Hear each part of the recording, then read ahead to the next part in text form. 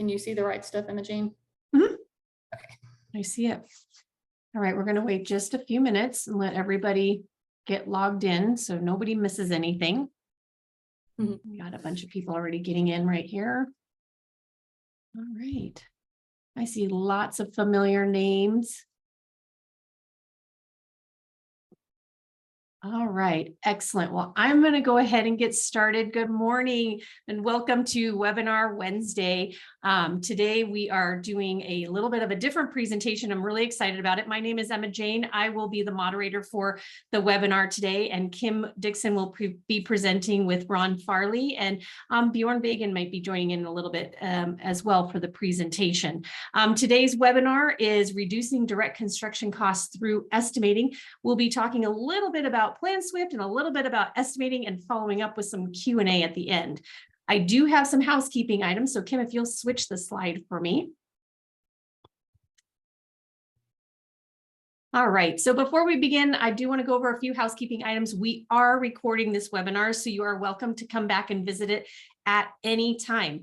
On our website, under the events tab, you can go to webinars, and you can see a list of all of the different webinars we've offered over the last few years. We also will be taking questions at the end of the presentation. So down at the bottom of your screen, you should see 2 speech bubbles with a Q&A underneath that. You'll go ahead and click on those 2 speech bubbles and type your question in there, and I will read it out loud to the group, and they'll answer your questions at the close of their presentation. If you have any questions directly for me, if you're having any technical issues or anything like that I might be able to help you with, you can reach me directly through the single chat bubble that says chat underneath, and then select my name, and I'll go ahead and answer any questions you have and help you get set up. And of course, we always welcome your comments and suggestions. So please feel free to share your comments with us at the end through email or any other form of communication that works best for you. Kim, if you'll go ahead and switch the slide. Kim Dixon is our primary presenter today. She's one of our consultants, and she's managing our estimating team. And she has more than 18 years of experience working in semi-custom homes, and she just recently joined us last year. We are so excited to have her part of the team. She's also joined by Ron Farley, who has several years in the home building industry as well. He started out as a superintendent and worked his way into the office doing estimates and purchasing with our friend Dave Burley, who has since resigned from Shin Consulting, but is still very close friends with us here at Shin Consulting. And Bjorn has worked with us this last couple of years as well, and he works with us in assisting us with all of our estimates and helps with some of the data management that we do on our Shin integration. I'm in charge of all of our consulting and educational services. So if you have any questions on that kind of stuff, you can always reach out to me. And with that, I think we are set and ready to go, Kim. All right. So we're going to start out just talking about tips for better purchasing and estimating in general. Just to kind of intro the whole presentation today is, right now, most of the builders we work with are looking to cut 15 to 20% from direct construction cost, which can seem pretty overwhelming as a purchasing and estimating team. And where we like to tell you your best place to start is if you do a lot of turnkey, your best bet is to break it down into unitized pricing. That's where you're going to see a lot of cost savings right out of the gate before you go just start beating people up to lower prices, right? We want to make sure we do our part. So step 1 for better purchasing and estimating is clear and accurate plans with details. I like it. It says it's estimating, not guesstimating. And I think Ron's got some input on what he looks for in really great plans. Yeah, essentially, there are times when we get plans that, to be really honest, I have seen plans that I don't know how the framer is really building the house once they get it, because there's really not enough detail on it to really tell them what they need to do. One of the things that by not having accurate plans or enough information on the plan gives a lot of variability between if you have 2 different framers out there, they're going to build the house 2 different ways because they're going to build it the way that they see it needs to be built. And, we want to try and keep things more standardized to where as they build each house, they're going to be similar and they're going to be the same the way they're building things. And so that way, it reduces that variability, that extra stuff that they may think they need to use. So, All yeah. right. Next up is great estimating software. Believe it or not, we actually work with some builders that still do things by hand. There's a ton of software out there to help you with your estimating, and a few really great ones. We use PlanSwift in-house just for the ease of assemblies and tools that you can do. You can also use, there's Bluebeam. You can use Revit and SketchUp for 3D. There's a few others, but the point is the right software is going to make completing your takeoffs 10 times more efficient and accurate. So you want to make sure you got a good software in place. Next is clear estimating standards that align to your scopes of work.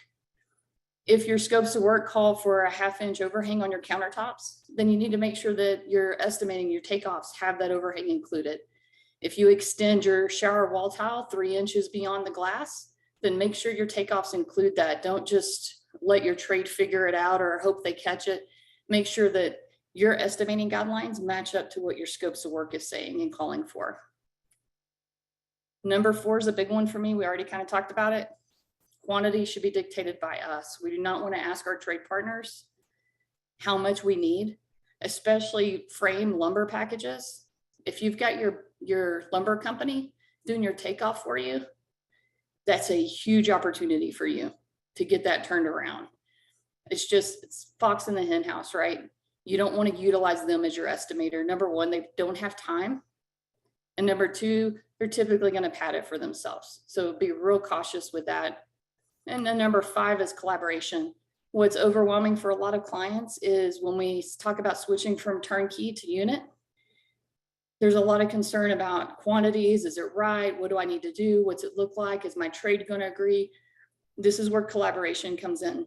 You want to work with them to help validate what estimate you're doing, how you're coming to your numbers, and make sure that everybody has buy-in around the board. So collaboration is going to be key.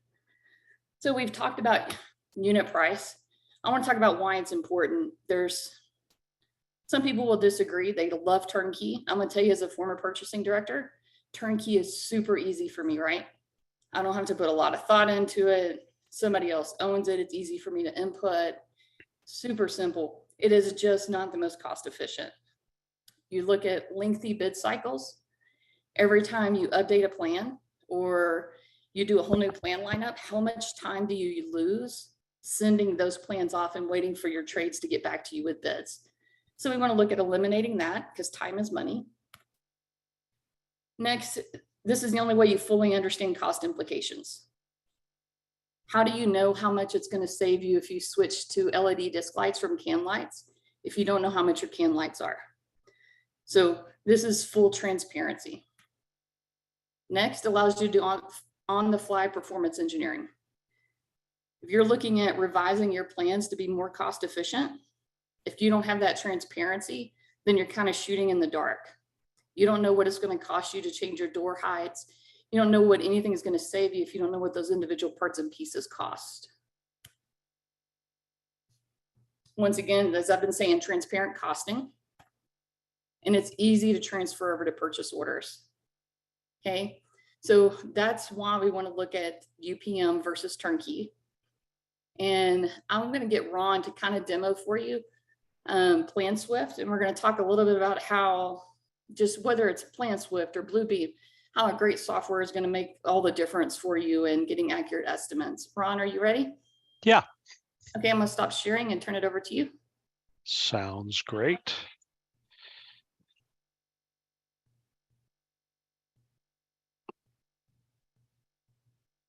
Are you able to see my PlanSwift? Yes. Okay. All right, everybody. This is PlanSwift. One of the things that I've loaded in a plan that when Kim was talking about detail, one of the things that I look for is pages like this. Because if I'm not dictating out to my trade how something is being done, then that gives a lot of variability in what they're going to do. So that's kind of what I meant by some of the detail, is those detail pages that your engineer or basically your drafter is going to put into the plan so that it dictates to them how I want that built. So, all right, well, this house for PlanSwift, and a lot of the takeoff software companies, they all do the similar types of things. I'm going to focus on a little bit of the things that PlanSwift has, and then I will touch lightly on the end how we have done some things with PlanSwift to make some things work. Essentially, on the left side, I have my pages. The center is my plan. The right side is actually tools for me to be able to use to do takeoffs. I also have tools across the top. I'm going to go ahead and go over, I always like to stay on this one, my pages and bookmarks, because I can change between those a simple way. But if I wanted to, I have measurements for a lot of my walls and different things. But if I wanted to get just the length of all my walls on my house, I could come up and I could do a linear tool, turn it on, and basically get the lengths of my walls, and I could zoom in closer to be a little bit more accurate. But I could get the length of my walls for my sides and the back of my house. And I'm going to stop here because a lot of the times the front could be different. And so I have, let me do this. I have my linear takeoff that I did here. That's 146.05 feet, which you can see the highlighted red. If I click on the tool, you'll see it highlights it red, but it's the blue line. And so I could figure this out, and I could go real high level. One of the things is I want to know how many studs are in these walls. Well, I know my studs are going to be 16 inches apart. I could divide this by my 16 inches or my 1.33 basically feet to be able to come up with how many studs I might have in this wall. That's just kind of a real high level of a way to be able to get some numbers, since that's why everybody's on this, is we're wanting to kind of reduce our costs. So, but this is one way to be able to do this, is to be able to use the tools that they have up here. They have an area tool that if I'm going to look and say, I want to figure out how many square feet in my bath 2 right here for my flooring, I could hit an area and do an area really quick for this to be able to get the square feet for this bathroom. So, and I'm going to stop here because there's actually something that Kim talked about, accuracy. Everybody knows that there's toe kick on the bottom of a cabinet, and the toe kick is 4 inches in. And so I would actually measure in the 4 inches so that I would cover underneath that cabinet. So I have that 4 inches for my flooring at any rate. So you can do an area, you can do count, and these other tools that they have up here. PlanSwift itself does include tools that they have done to give you an idea of kind of how to build tools, how to use some tools. And I apologize, that keeps coming up. I have a folder system I use, but at any rate, in these tools over on this right-hand side, they have, when you download PlanSwift, you're going to get one that says sample takeoff tools, sample parts, sample assemblies, and I believe there's one other, but I don't have it on there right now. So essentially, I have, for example, we have our wall. We did that. I can go to my rough carpentry, and I have a line here, a tool that says exterior walls. And I'm going to turn off these. I'm going to go ahead and leave them there for right now, but I can just turn them off by turning the little light bulb off. And I'm going to hit exterior walls. It's going to put it in here. This is an 8-foot ceiling, so I'm going to change this to an 8-foot, and it has a number of wall sides. And I could put a little description in here if I needed. And so I'll go ahead and turn this tool on. I'm going to trace those same walls that I did with just that linear tool. And something that somebody might, if you look, you notice that it's at 4 feet and 1/8 of an inch. A lot of the times I'm not going to worry too much about 1/8 of an inch.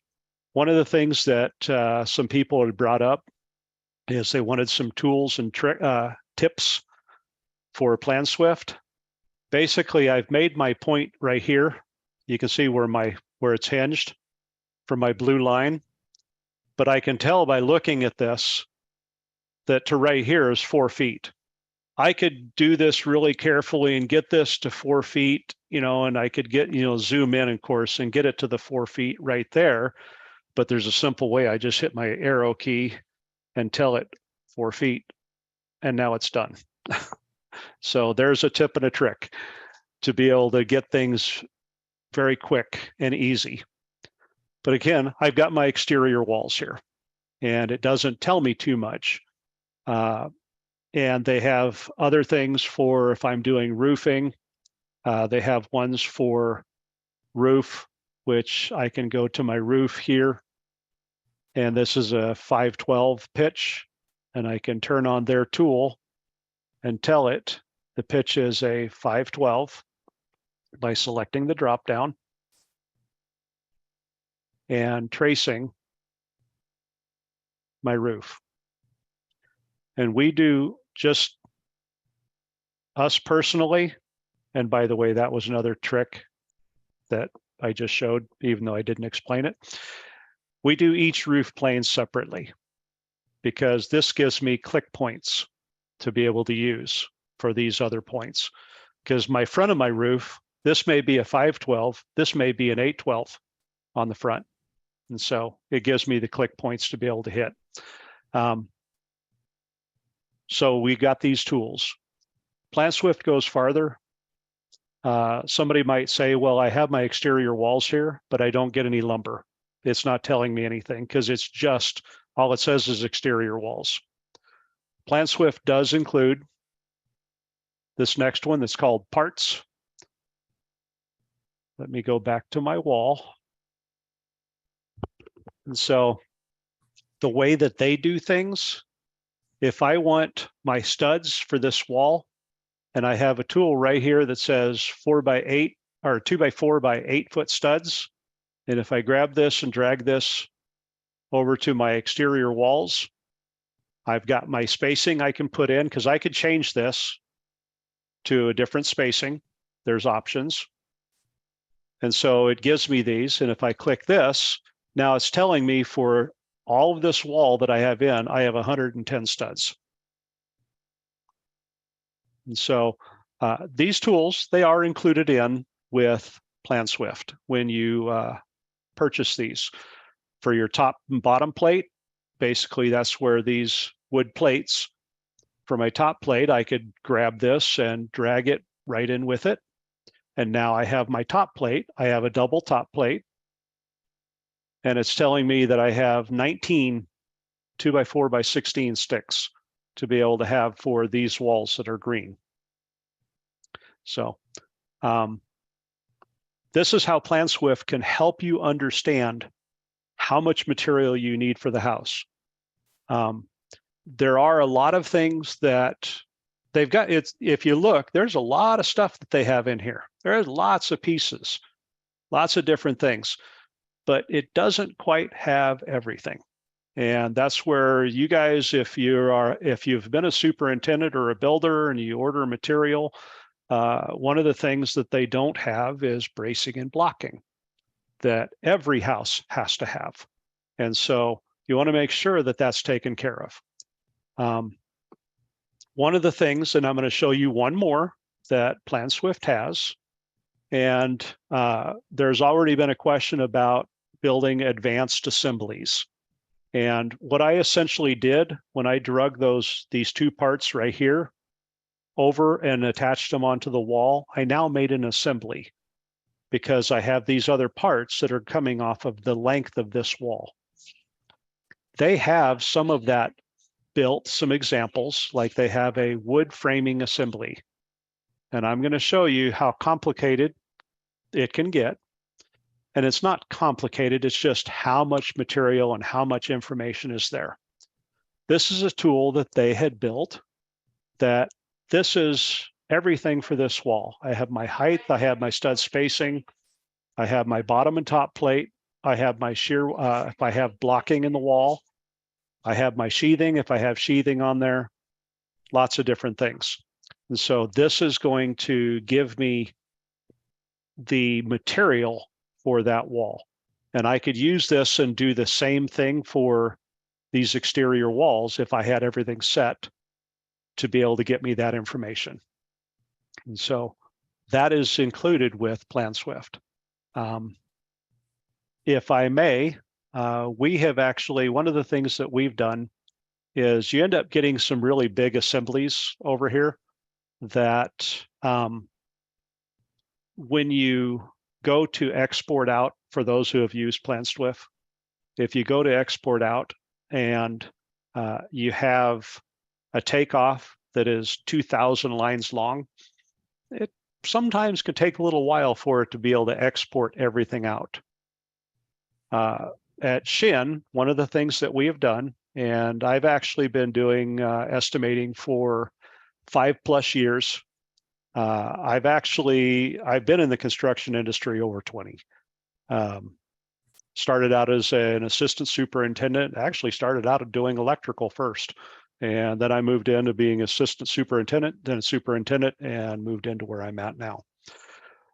For our tools that we've done, essentially I have a tool that I have built, and this is similar to the tool that I showed you for their advanced assembly that had all those selections in that page, or in the window that opened up. Have similar things on ours, but what we've done is we have removed a lot of the calculations and a lot of the line items out of PlanSwift, and we do it in what we call Shintegration. And I can set this wall where this is all the information that I need to know for my stud wall, my drywall for the wall. I can have my insulation, my siding. I know that this house is a cement lap siding, and it's the height is, if I'm going to do the front, I know that there is a brick wainscot at the bottom, and I can put my height at 5 feet for my material, and for my brick is 3 feet high, because the 5 and 3 feet make my 8 feet. So I've got everything set, and I'm just going to do this front wall right here. And you notice ours has 4 line items, but where they had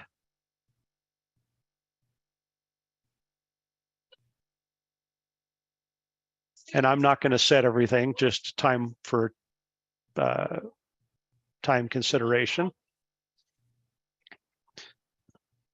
So this takeoff, all it gave me was just the lumber. And I have, this many line items.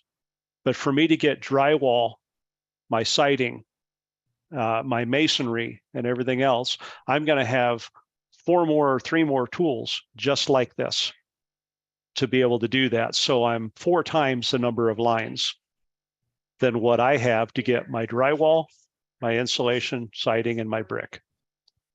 And so this here, actually my lumber all comes from that one line. And that lumber is going to go give me everything from my bottom and top plate, my studs, my sheathing, and all my blocking and bracing. So that's the extent that we've put in. One last thing that I wanted to show, or you want to cut me off? Hey, no, Ron. So I want to point out that, you can use the frame tool, and you can customize your own tool inside PlanSwift to pull in all those same things that we've pulled in with our tool. Yes. It's not just that's kind of what we want to show you, is that it's not just a frame tool and you're just going to trace the outside and the inside lines and get your lumber, and then you're going to do it again to get your drywall, and then you're going to do it again to get your insulation. you have the ability with PlanSwift to build one tool so that when you do trace that line, it gives you all that information at one time, as long as your tools are built correctly. I come from an environment where our tools were not built correctly and our takeoffs took forever.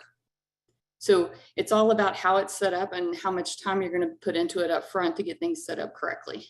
It's much more powerful than what most people use it for. Exactly. I'm just reducing it down, putting all their stuff into the one spot instead of ours. Yeah, essentially, again, we've taken out of PlanSwift. Essentially, it's a wonderful program. There's a reason why we've chosen it. It's very easy to learn. It's very easy to understand how to do things. The takeoff itself in building a tool, yes, I built this tool. Essentially, when you go into any tool that you have, in fact, actually, I'm going to do this. Let me open up just a linear tool here. The tabs here across, the input, all that's going to do is show you the same thing that, if there is something that has a drop down or something like that, to be able to see, what the input items are. But the advanced tab is really where everything happens. The advanced tab is everything in here is how to do things. Some simple stuff, if I, this is a linear, it's telling me that here, that it's a line. And if I wanted to divide this into, say, I did this as, and I'm going to change the name and type 2x4 by 16s. And so I've got a 2x4 by 16 and say this is going to put this out in feet. I can now divide this by 16 and change the scale units from feet to each. And now what this is going to do is, I do this, it's going to give this out to me in 16-foot sticks in the number of pieces that I would draw or that I would have for that line. So I'm just going to trace the outside of my roof line. So right now it's telling me I have 5.77 2x4 by 16s that I need to go around. Say if this was for the eaves on the house, the subfascia, and say I change back to a 6, go to 2 6 by 16s for the subfascia. So yeah, that's how you can figure out how much you have. Some of you might be thinking, well, I don't want decimal points. Well, that's pretty simple. I go back into the properties, and if I just put my cursor in here where the quantity is, and up here where the brackets, I can hit round up. And now it's 6. So PlanSwift is very simple to use, very quick and easy. We have done our assemblies the same as what PlanSwift has done, but what we've done is we've taken them out of PlanSwift. We've actually done the assemblies outside. And one of the things that I know some of you that are on the webinar today use Mark systems. We actually have it that as it runs through our system, it'll actually come out in your Marks upload sheet. And it's done. Yeah, so I think the obstacle that's thrown up most of the time when we talk about how do you go from turnkey to UPM, the biggest obstacle thrown up is, well, that sounds great, but I don't know how to do these takeoffs. A lot of the easiest one kind of start with is roofing. It's pretty easy to split up your roofing materials and your labor, but everybody goes, I don't know how to do a takeoff on the roof. Well, PlanSwift makes that very easy for you. And so we don't want you to use that as the reason why you don't try to switch to UPM. Any of your estimating tools, any of your software is going to make that really simple. But I know we had some questions submitted up front.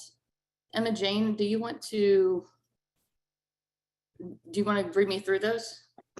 Yeah, I'll read a couple of the questions. I think you covered some of them, but I'll go ahead and read them out loud.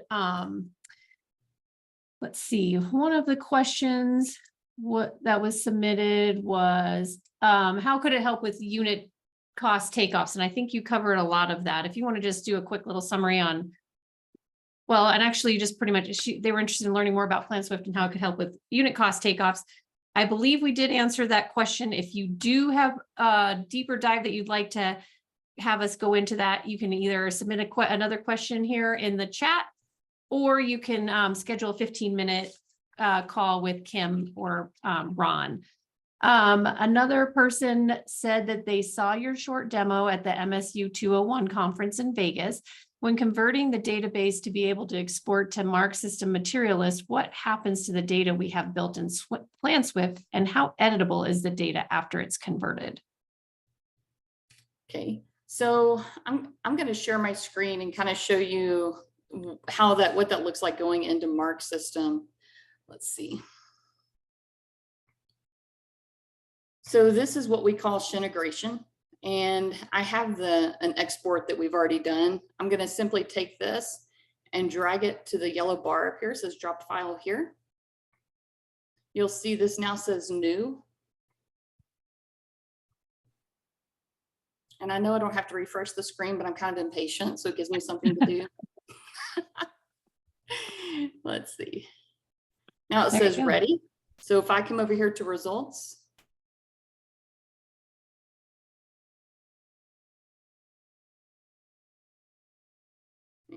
I had only shared the one screen, so I'm going to show you. So if you look here, this is what comes out of PlanSwift. All this data. This now is what you have to upload straight into Mark Systems. It takes that PlanSwift data and converts it into the right format and gives you all your quantities. So here's your shingles, your ridge vent, your paper felt, ice water shield. Here's all your insulation. And this was just a short export, basically just what Ron just did. Just short, simple. Any questions on this?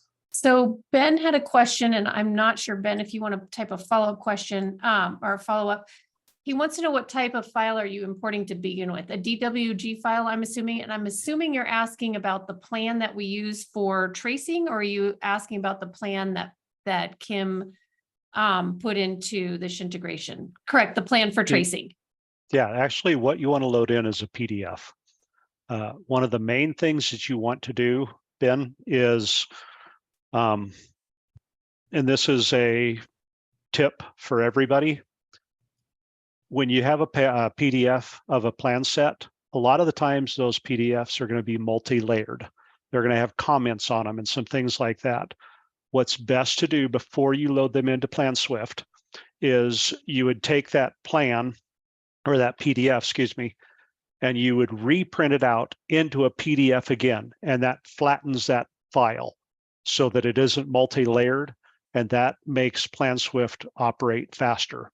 So it doesn't have to work past those different layers, but to flatten that file, essentially loading a file in, you would just type in here, you would put in. Ron, you want to share your screen? Yep. Sorry. I forgot. I forgot I quit sharing. Hey guys, okay. And there's my PlanSwift. Okay, so to load a file in, I would essentially just hit new, and I would type in test shin. I would click next, and I'm just going to load in a file. This is actually one for a builder that I have been working with, so we're going to see one of those. But basically this here is telling it it's converting the PDF to a TIFF file, and it recommends that, so I just go ahead and do that. I'm just going to hit next and finish. And now it's converting those files, and there's my plan. Hey, Ron, can you go back to the other plan you had pulled up?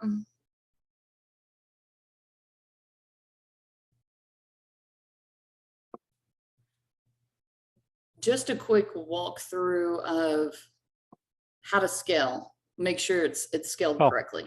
Yep. Because if that's Yes, not right, then I you're in skipped right trouble. over that.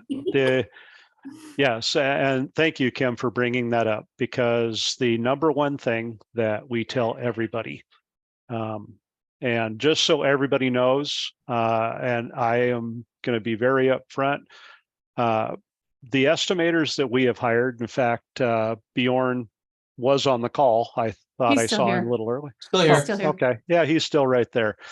We hired Bjorn right out of high school. No construction experience whatsoever. And we taught Bjorn how to do takeoffs in probably less than a week. And we actually, it's something that PlanSwift and our tools makes it very simple. There are some very simple things that they answer the questions, and you do your takeoff and it comes out with your results. But as Kim was saying, scaling. The scale on this plan, it happens to say this is a 1/4 to 1 foot on this plan. And up here at the top, you have two different spots. You have one that says scale, and it has the one that has a ruler. If you click on that, it brings up a box to be able to type in a length and to be able to do that measurement to scale. You can auto scale, which this says it's a 1/4 inch to 1 foot, which it happens to be. And you notice that I've got it selected for a 1/4 inch to 1 foot. Anytime, and actually what I'm going to do is I'm actually going to clear the scale. So I have to redo it. So if I was to do a measurement, you notice it popped up and it says, do I want to scale the page? Because this page isn't scaled. This is just as I loaded in a plan. And so I can manually scale this page. I have a 9 foot 6 inch. I can type in 9 feet, 6 inches. And this is where I do get in pretty close and try and be as accurate into the middle of that cross and put in my 9 feet 6 inch. And I'm going to go ahead and use this 1 foot. Somebody might think, well, why don't I use the longer one? As long as I'm pretty accurate on, and again, if the plans are pretty clear, it will still be accurate even for the longer lengths. So I have now manually scaled this page. Anytime, and this is something for all of you, where it said it was a 1/4 inch to 1 foot, and I auto scale this by hitting the drop down arrow and hit 1/4 inch to 1 foot. Seeing what's really funny is I'm a 1/16 of an inch over on that. So I was pretty darn close on those. But anytime you auto scale a page, you always want to check a measurement to make sure that it's accurate.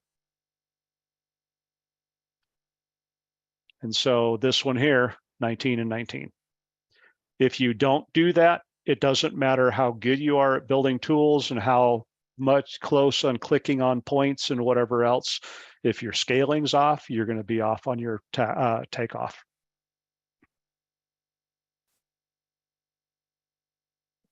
Okay. Are you ready for another question? Yes, ma'am. All right.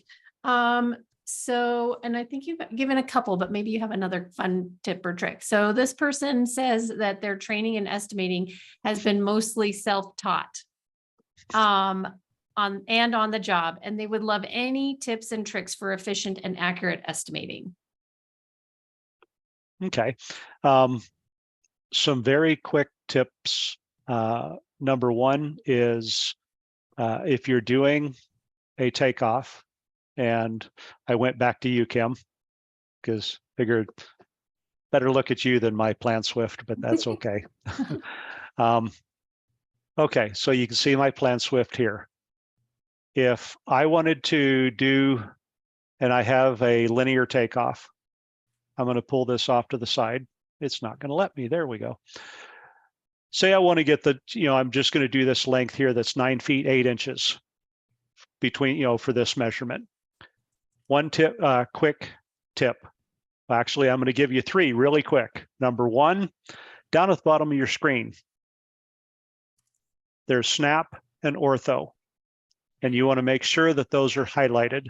It won't let me change it right now because I have this window open, but well, let's just do it. I can turn my snap and ortho off. Without those on, basically, if I do this, and I'm just going to do a line with ortho, if you notice, it's just freehand.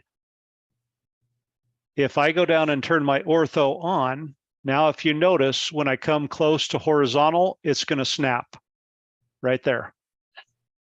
So it'll snap at 90 degrees. It'll also snap at 45 degrees and basically up to the 90 again. So that's what the ortho does. I'm going to put this, I'm going to go ahead and draw a line.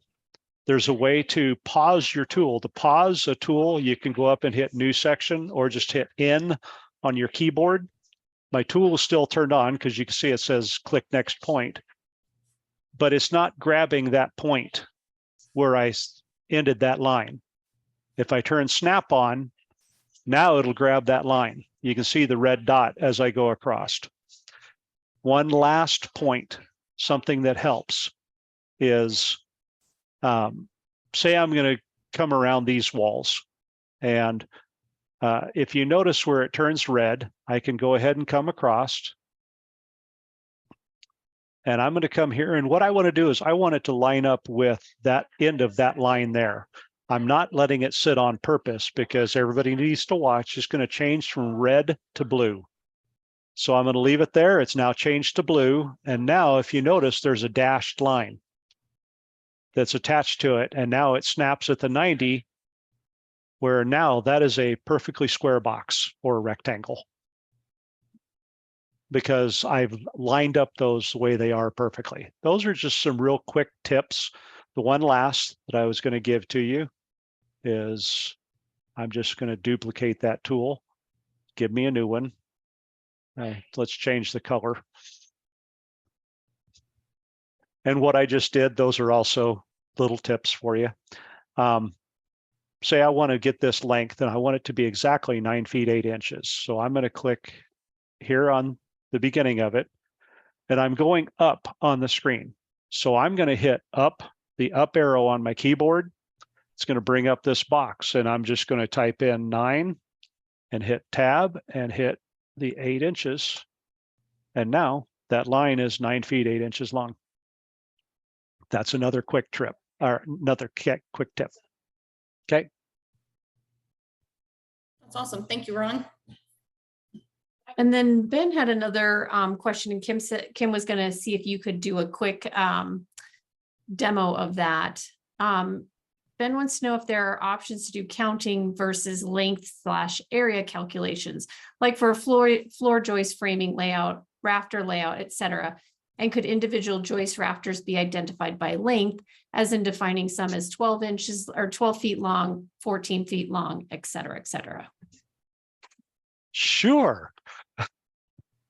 I'm going to delete some stuff here. Okay.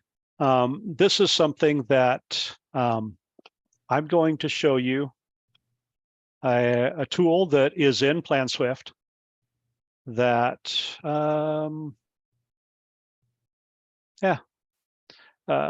this might be for, let's say this house, we are doing TJIs for the floor. It could be, it could be a web truss. These are, the house is 35 feet wide, and it's possible to get those to 35 feet, but we're just going to show that. So what I'm going to do is I am going to select their tool that's called joist segment. Basically, we have our own tool that does the same thing that is for floor framing. But I'm going to show you, and you can even see I have one labeled TJIs, but I'm going to use their tool for joist segment. I went up under where it says segment with the kind of mustard colored lines and hit the down arrow and selected joist segment. And so I am going to, you know what? Wrong one. Excuse me. Instead of on the segment, we want to go under area, and we want to hit the drop down arrow for area, and I want to hit the joist tool. Now the joist tool, I have a bunch of stuff that I can type in for what they have. I'm going to say that these joists are going to be 19.2 inches on center. I'm going to go ahead and put in a minimum length of 8 feet and a new length of 8. And I'm going to go ahead and just leave everything else the way it is. So I'm going to turn this on, and I'm just going to real quickly, and I'm not going to go across the front of that house. I'm going to do this just so you can see. Well, let's jog it right here. Now I want this point here to line up with my first one down here. So what I'm going to do is I'm going to zoom in so you can see. I'm going to let that point rest until it changes from red to blue. Now I go up, and now it is square right here. With this tool, that's the joist tool, if I click inside, you're going to notice up here in the upper left-hand corner of the screen, there's going to be some stuff that pops in. And one of them is draw joists and rafters. So what I'm going to do is I'm going to click draw joists and rafters. I want my joists to go right to left. So I'm going to start right here. And basically it doesn't matter where I click. All I'm doing is I'm telling it a direction. And you can see the blue line, but I'm just going to stop here. And now I'm going to let it do its calculating. And as soon as it gets done, this is to where there is a lot of math that PlanSwift is doing right now in the background. Okay, now I can back out. Now, if you notice, my joists are these right here.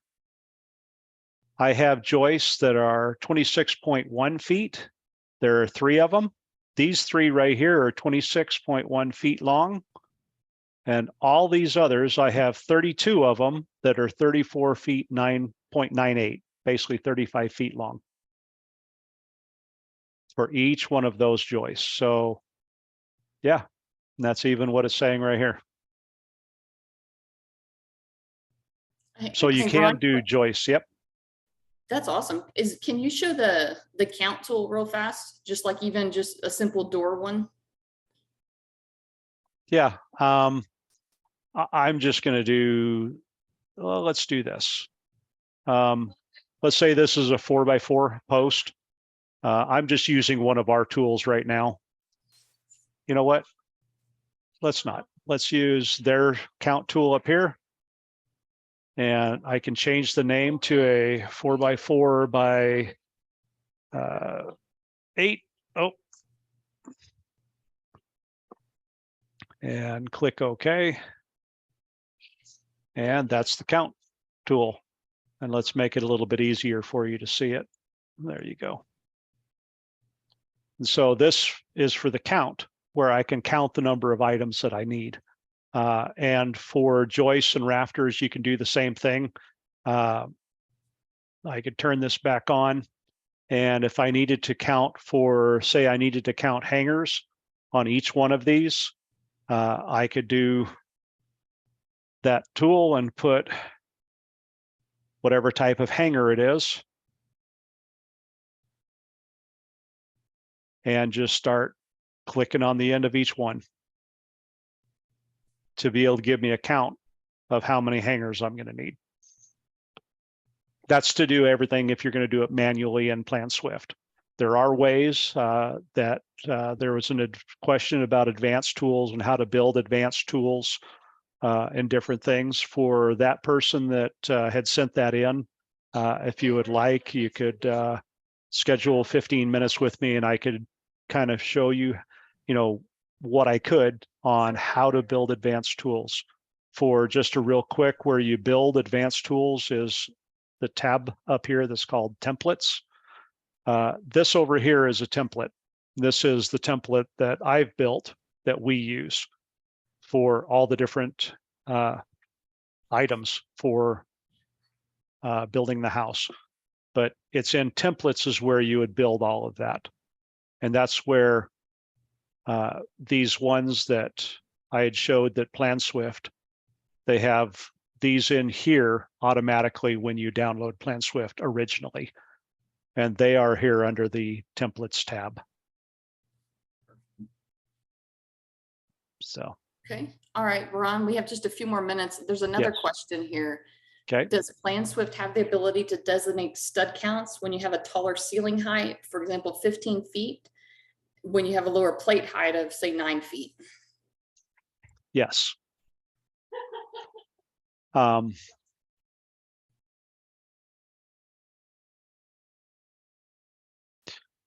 What I would do, let me, one other quick tip.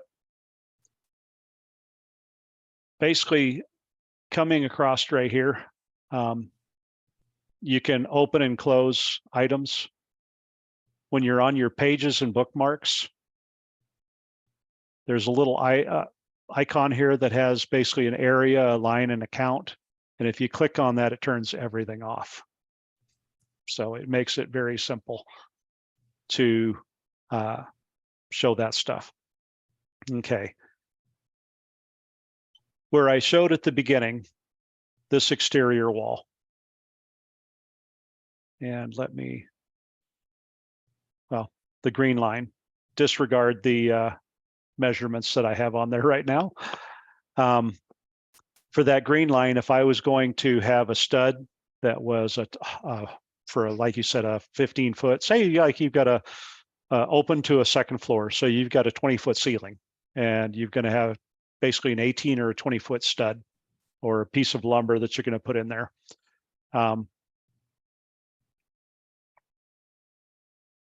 Basically, this tool, you notice it says it's 2x4x8. I can do it right here where it's highlighted blue, because you notice I highlighted that, and I could put a cursor in there and I could type in 20. Oh, scary, I did the wrong spot. I'm sorry, I'm not even thinking today. I apologize, everybody. Geez, 20 feet. And so I can do that right there, and that changes that to a 2x4x20. You can also do it under the advanced tab. It's right here under name. But yes, you can change the studs. They are not, it's going to still give you your count of 110. All I'm doing is changing the name of it so that it's coming out in the piece that I need. I'll just change it so you can see it says 2x4x20.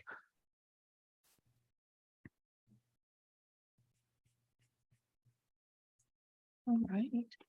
I don't Hey, have, Ron, you want to show on the tool we built for frame where you can select your, ceiling height on each side, or your header height and then your ceiling height, to kind of show what's possible to build? Yep.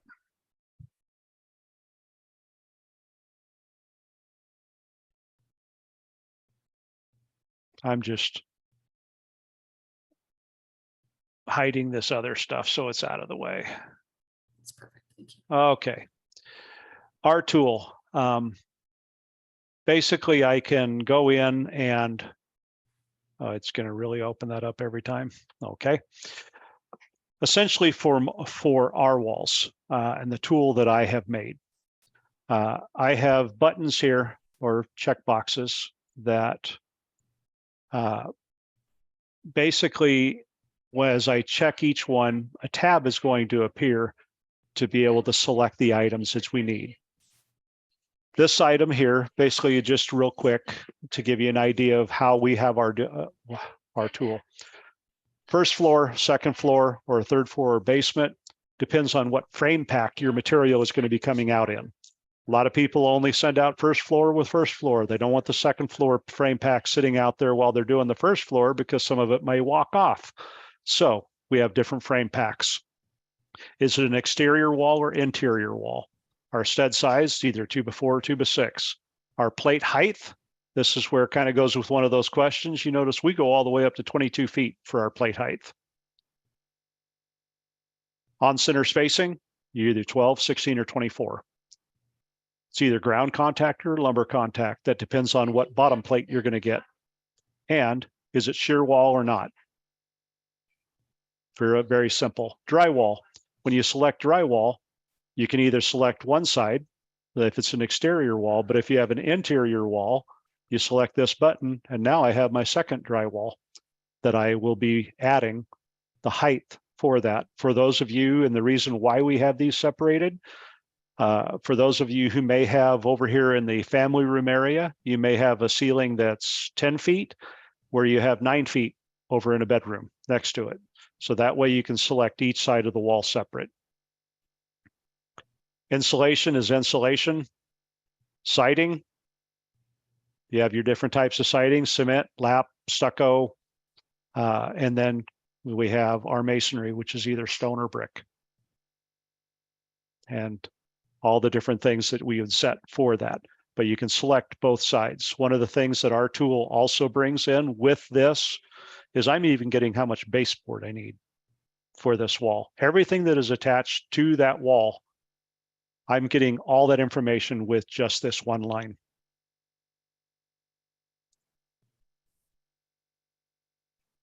Yeah.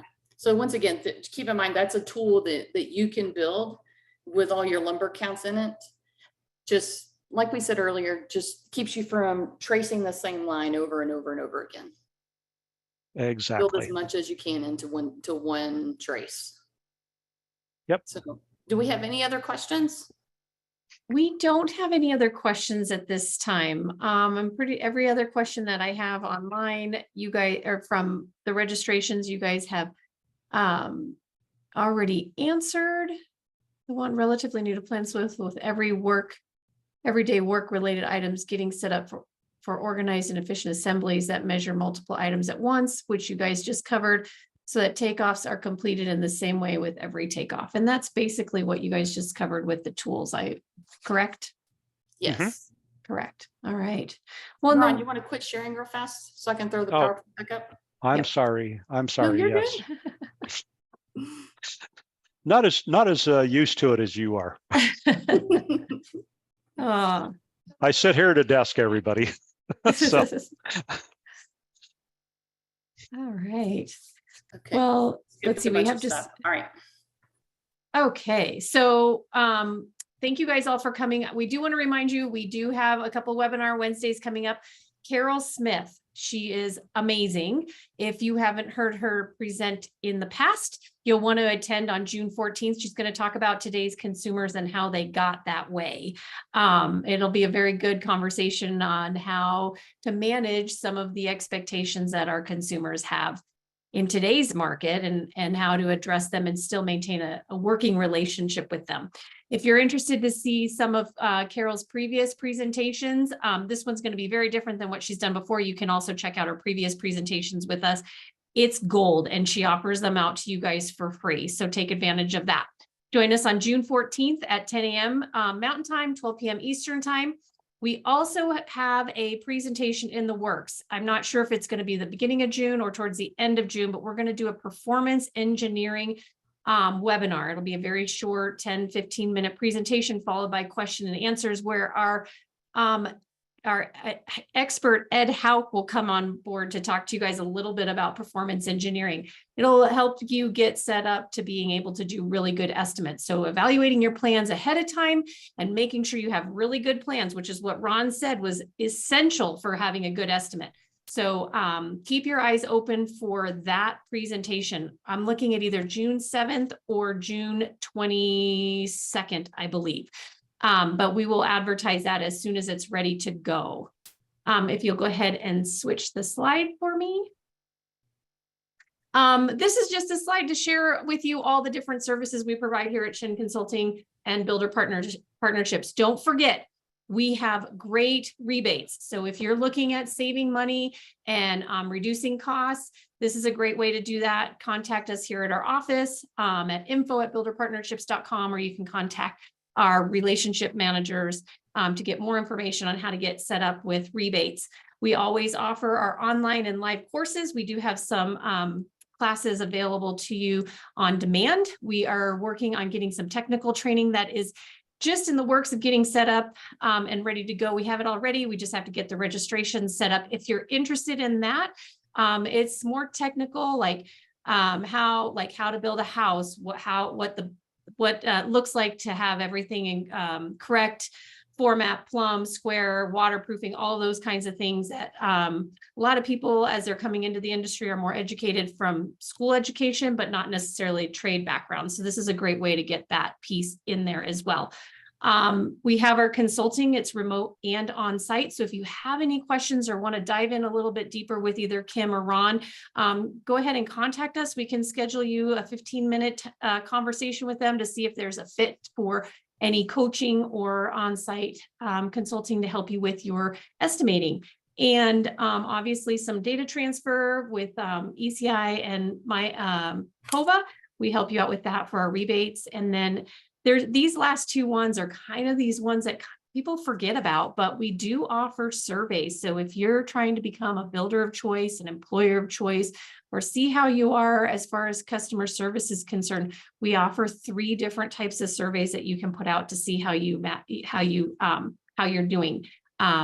Many of our builders who have done the builder of choice wear that badge on their websites, on their emails, on their jackets. It's a badge of honor to be a builder of choice.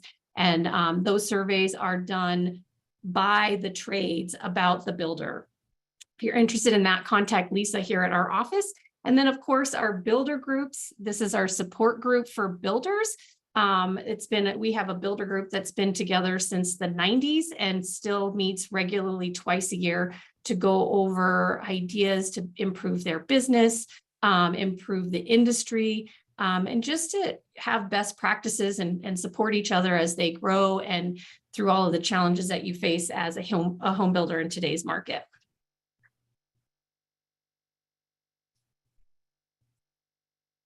And I think we have here's a list of all of the manufacturers that we work with. So if any of the manufacturers that you're working with are on this list, we have great rebate opportunities with them. Please be sure to give us a call. Here is our scheduled seminar for the year. We have superintendent seminar coming up in October and a managing for profit. Both of those are in New Orleans. And then we have our production management seminar here in Denver, Colorado. Always a great one. We bring in a professor from the University of Denver to talk about human resource management. And then we offer negotiating to win online frequently throughout the year. If that's something you're interested in, we don't have one scheduled at this moment, but if we have enough interest, we will certainly get one on the books for you. And then we have a variety of other seminars that we offer, workshops that we offer online. We have key metrics workshop that is available online right now. And then the technical training. And then we also have a performance engineering one that Ed did a few years back that we also offer as a 1-hour workshop. And here's how to contact us. So we have a team of experts ranging from management consulting to estimating and purchasing to performance engineering to production consulting. Anything that you need, please feel free to contact us, info@shinconsulting.com or at our main line at 303-972-7666. All right. Any questions about today? Be sure to contact Kim and she will connect you with Ron if that's what makes sense for your conversation. We look forward to seeing you again at our next webinar Wednesday. Thank you so much for joining us and spending Wednesday morning with us, or Wednesday afternoon if it's lunchtime for you on the East Coast. Thanks again, everybody. Have a great day. Thank you, guys. All right. Bye-bye.